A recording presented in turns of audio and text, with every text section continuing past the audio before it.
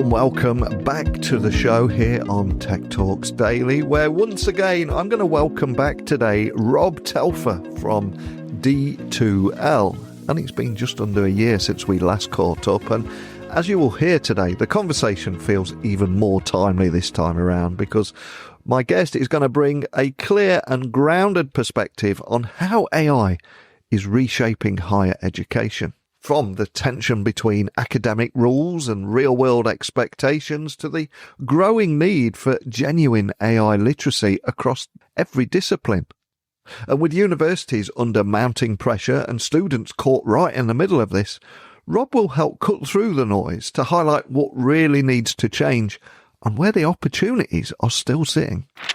Before introducing today's guest, I just want to give a big thank you to my friends at Denodo, who are helping enterprises make sense of the data world.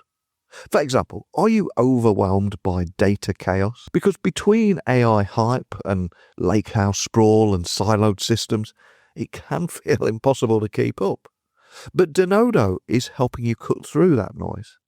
They unify your data across clouds, apps and sources so you can power trustworthy AI and accelerate lakehouse optimization, delivering data products that scale self-service for every business unit. Now, whether you are a CIO, architect, or analytics leader, Denodo will help you engage faster and deliver real results. And with their partners, you can also modernize without disruption.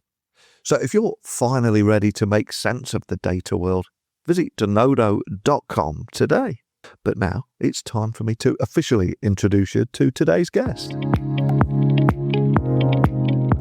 So a massive warm welcome back to the show. It's just under 12 months since we last spoke, but can you just remind everyone listening with a little about who you are and what you do?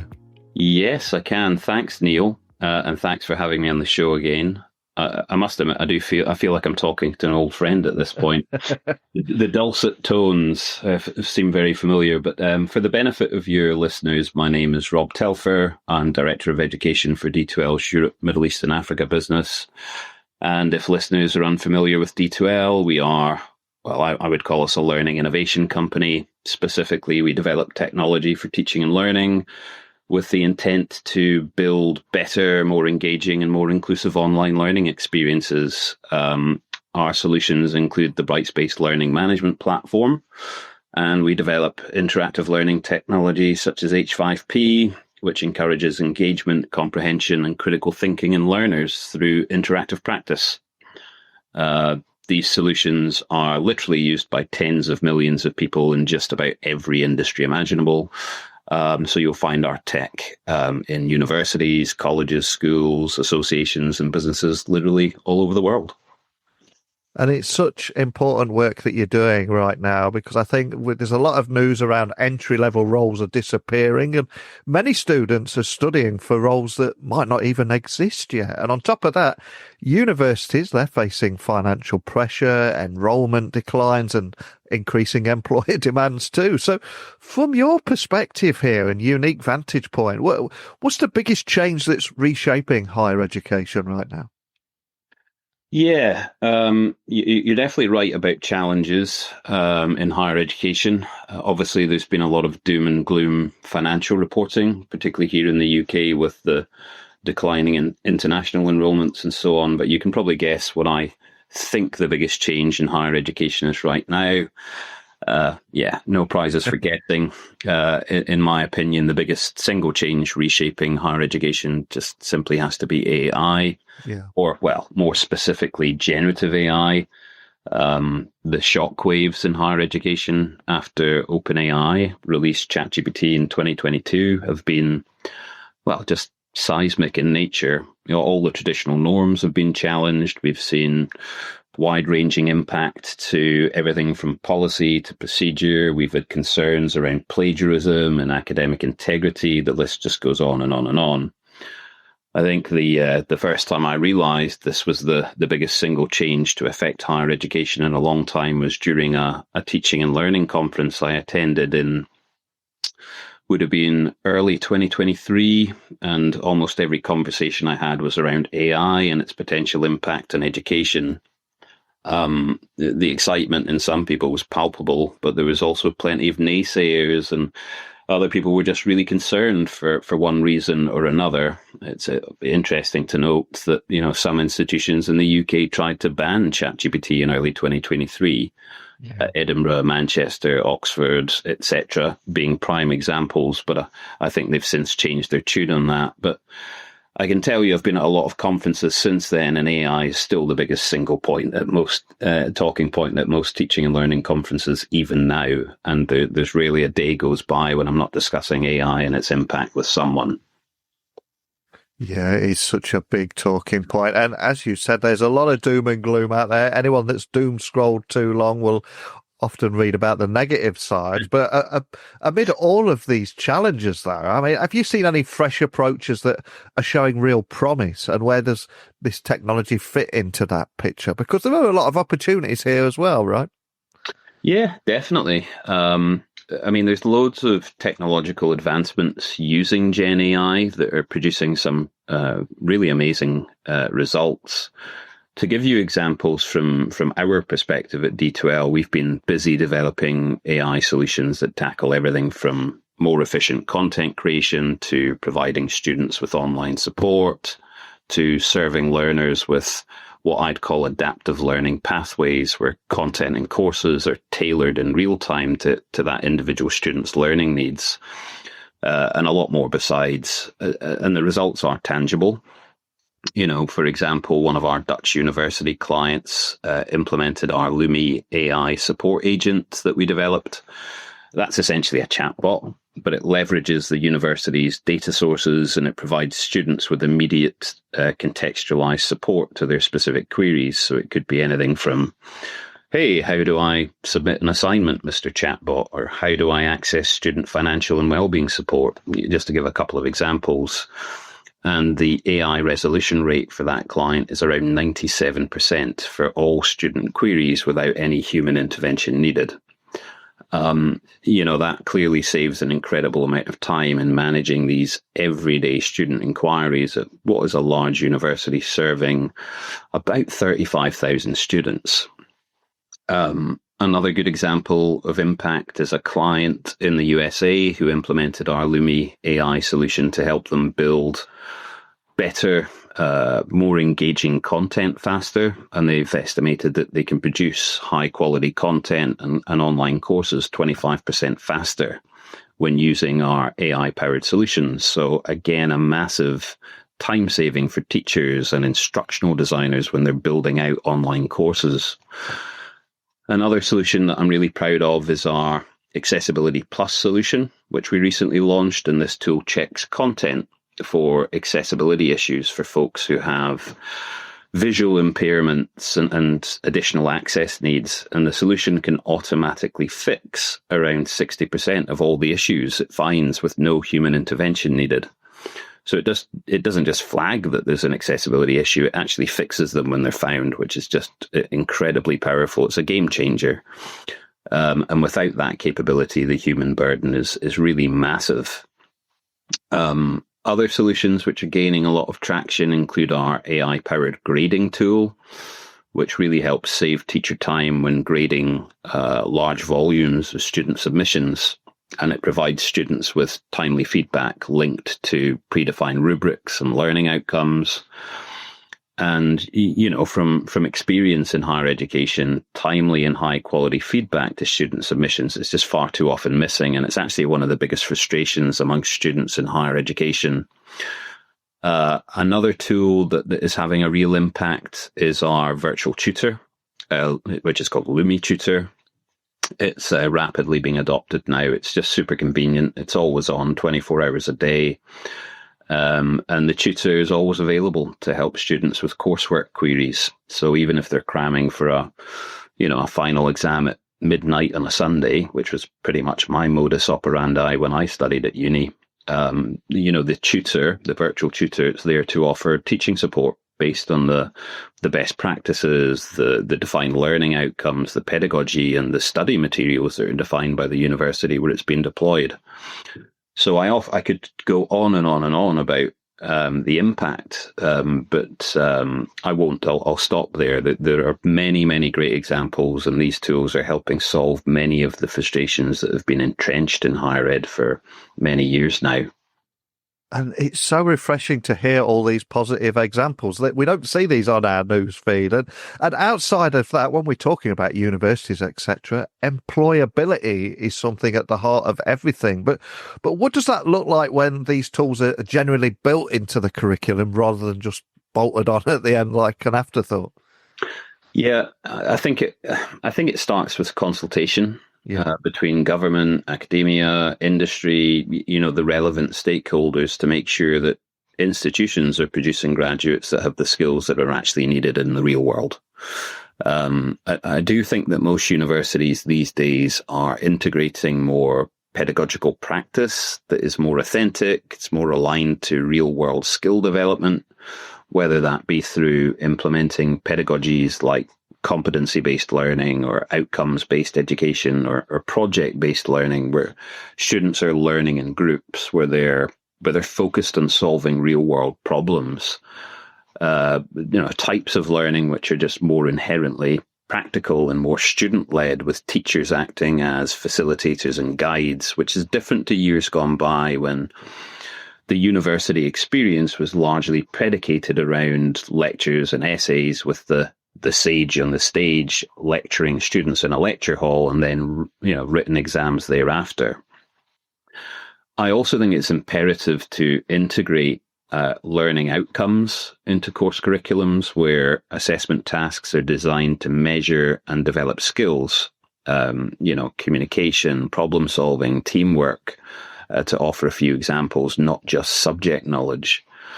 And then, of course, you've got things like internships or vocational training programs and apprenticeships in this discussion. And of course, these types of offerings give students direct experience of the workplace and practical skill development. And just finally, employers can and should also help shape the curriculum content and assessment to ensure relevance with what they actually need from graduates who are entering the workforce. And on every podcast, I always say that technology works best when it brings people together. So on that side of things, how do you see technology support closer partnerships between universities and employers to ensure that graduates leave with skills that businesses actually need? It's no good if they're leaving university for entry roles that no longer exist when the employers are looking for other skills. There seems to be a mismatch here. Is that improving?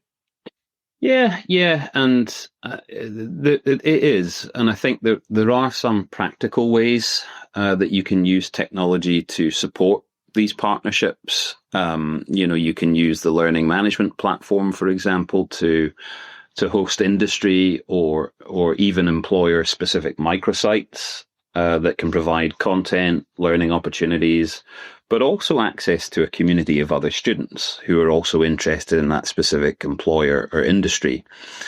And those sites, and sometimes referred to as communities of practice, can also be used to advertise internships.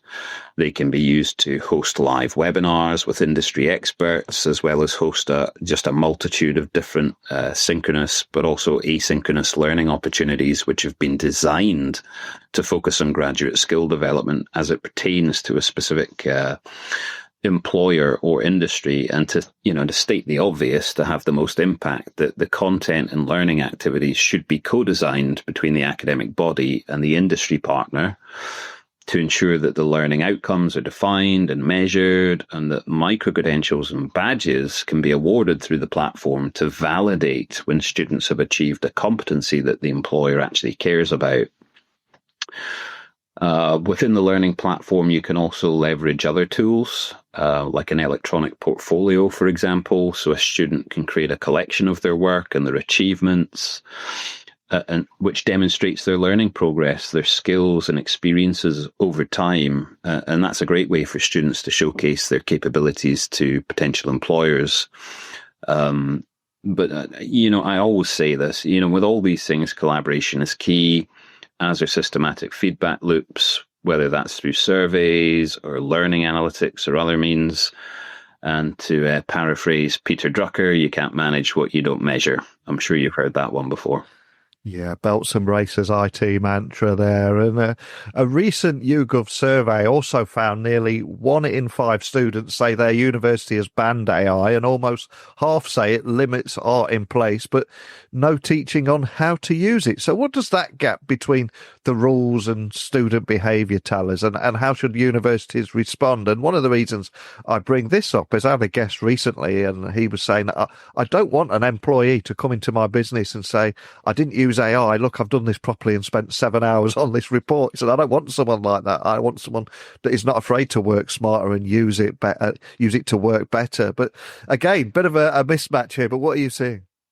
Yeah, what I'm seeing, in my daily work is that, and what I think that, what that tells us, the YouGov report, is that students don't want universities to ban Gen AI.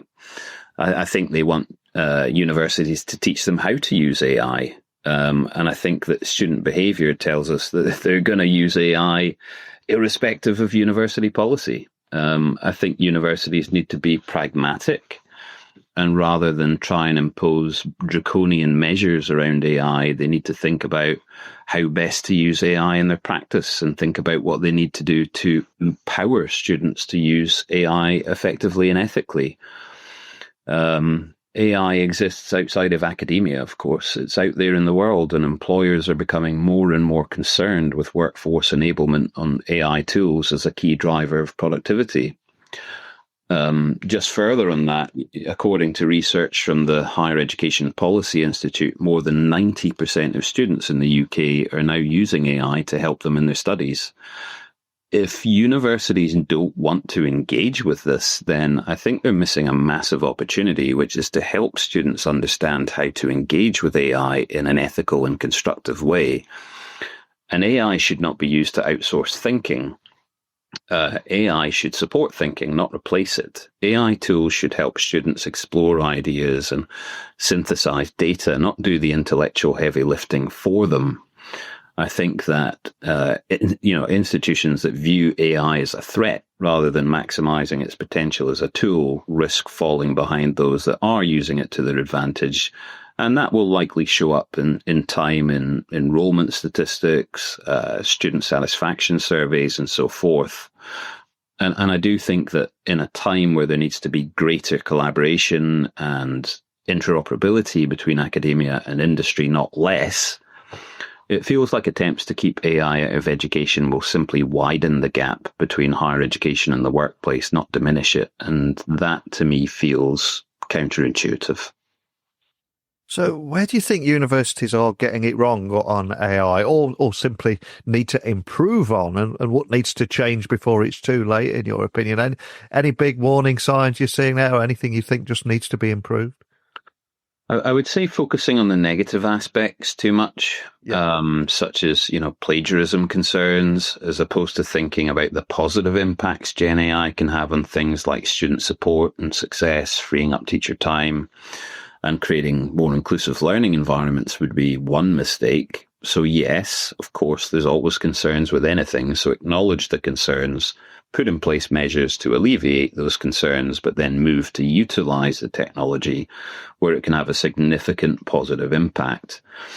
Many of the universities and colleges that I engage with still don't have clear policy and guidelines around AI. And of those that do, much of it is still a work in progress. And, that's understandable given how quickly this technology has emerged into the mainstream. But clearly, this is something universities need to get right, and policy and guidelines need to be consistently applied across university campuses with sufficient staff enablement and training so that educators can adapt and leverage this technology to best effect. And another big change, I think, is basic digital literacy is no longer enough. Everybody needs to learn more than just knowing their way around the Microsoft Office suite. So how can institutions go further, go deeper, and give students that real confidence using AI across different disciplines? Yeah, I think there's various things institutions can do here. They can create courses and modules for students which explain how AI works. They can teach them how to engineer prompts, how to evaluate outputs. They can educate students on the limitations of AI, and also how to use the tools ethically and critically. If we know that students are using Gen AI and will do so irrespective of university policy, then we should destigmatize its use and create a safe space which is fully transparent. And as part of the teaching and learning process, you could actually ask students to document what prompts they used, what AI outputs they changed, what they rejected and why. That way you can test their critical thinking and metacognition. There's a report I read from the UK government's AI Skills for the UK Workforce report. And the key message there is that AI education isn't about learning software, it's about learning to think with and about intelligent systems. Employers don't need graduates who can generate an image using AI. They need people who can ask the right questions, evaluate outputs, but also adapt workflows when the tool changes, which it will, and likely rapidly, because this technology is changing all the time. Such an important point there about critical thinking and learning to think with and without AI. And there's also, outside of that, from the teacher's point of view, there's a lot of debate around AI eventually replacing them, which I think is not going to happen. I think teachers play such a big role there. But how can technology instead help strengthen the human side of education, like mentoring and debate and sense of community, critical thinking, all those great things? Anything you see here that could really improve things? I think if we're talking about the debate around AI replacing teachers and such, and the human side of education, I think it's important to remember that AI it's a human construct. It was designed and developed by humans for the benefit of humans. And it's important that we continue to mold and shape this technology to our benefit as it becomes increasingly powerful. But I think that AI should be thought of as an ally in education, not an adversary. The future isn't AI versus humans, it's AI plus human connection. AI is a powerful tool and it can do amazing things, but it can't replicate deeply human traits like empathy, curiosity. We spoke about critical thinking, and it also has no lived experience. The intelligence it provides is simply not as complex as human intelligence. I was at a D2L Connection event in London recently, which is our annual user group meeting for clients in this region, and I overheard just a brilliant quote from a colleague, Margaret Korosek. She's actually Director of Digital Education and Learning Innovation at Leeds University, and she said during her keynote, "We cannot algorithm our way into meaning, we cannot outsource belonging, and we cannot code courage." Very poetic. Yeah. But I found that really impactful, and it really mirrors my own beliefs that the real magic happens when computational power is combined with our own humanity.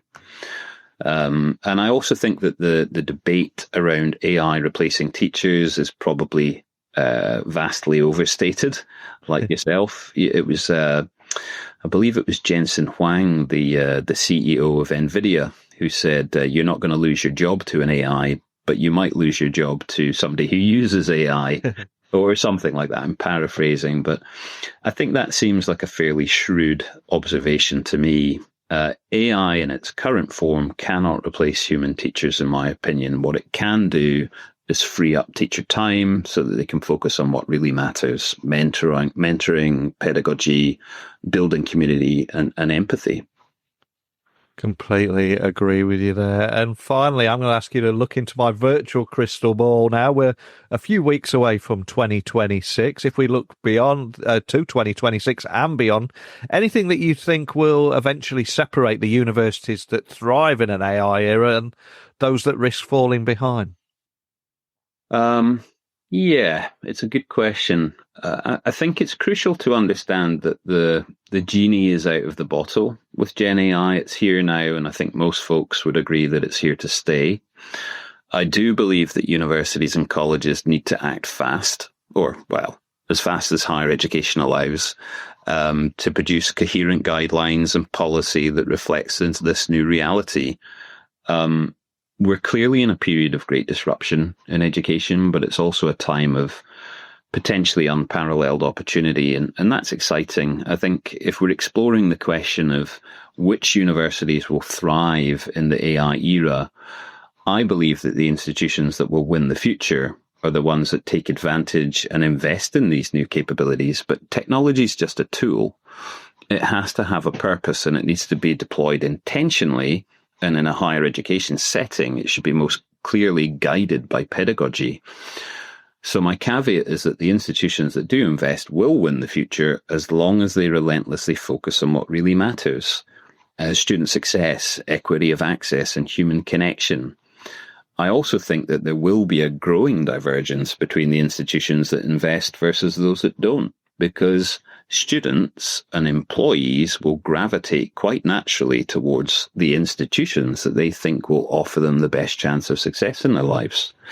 And that includes access to the best technology and the best learning opportunities. You know, we spoke about some of these incredibly impactful tools that leverage Gen AI. Earlier on, we talked about the virtual tutors, the chatbots. We talked about tools that can help teachers create high quality and accessible content in seconds, to name a few. And I think that in the next few years, people will simply expect institutions to offer these capabilities by default. Higher education is undoubtedly more competitive now than it's ever been due to globalization and other factors. And I think that the real question for any university these days is, can you afford not to be a participant in Gen AI? Is it merely keeping up with the Joneses, or is it more fundamentally an absolute necessity for a university's continued relevance and even survival in the years ahead? Nobody has a crystal ball, to your point. Time will tell. It always does. But whatever happens, I'm sure it won't be dull. Yeah, 100% with you. And I think that is a powerful moment to end on. But before I let you go, we covered a lot in 30 minutes today. Anyone wanting to find out more about all things D2L, connect with you or your team, anywhere in particular you'd like to point everyone? Yeah, definitely. You should check out D2L.com, which is our website. And if you want to connect with myself, you'll find me on LinkedIn. Well, as I said, we covered so much there, from how AI is rapidly changing how we work, how we learn, how we communicate.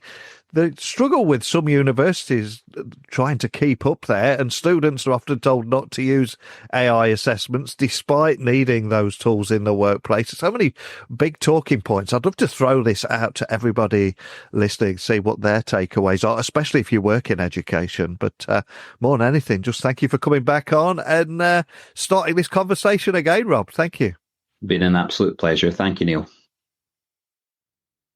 Rob It is always a pleasure to have Rob back on the podcast, and I genuinely appreciate him for sharing such honest insight into where higher education is standing right now, and how the gap between universities and how they're approaching AI, and how employers are expecting graduates to use it, be confident with it, and critically think with and without it. That gap feels wider than ever. And I think this conversation has given plenty for everybody listening to reflect on too. So whether you work in education, hiring, or navigating your own learning journey, thank you for joining me today. And I've got no doubt that this won't be the last time that we revisit this topic together. But before we go, let me know your thoughts on this. techtalksnetwork.com, LinkedIn, X, Instagram, just at Neil C. Hughes. Send your experiences across, whether you're a student, an employer, or a teacher or learning institution. In fact, if I get enough responses here, I would actually love to get a student, a teacher, and an employer onto one podcast. Let's hammer this out together. Love to see what we can uncover there. But that's it for today. Lots to think about, but I'll be returning again tomorrow with another guest. Thanks as always, and speak with you then. Bye for now.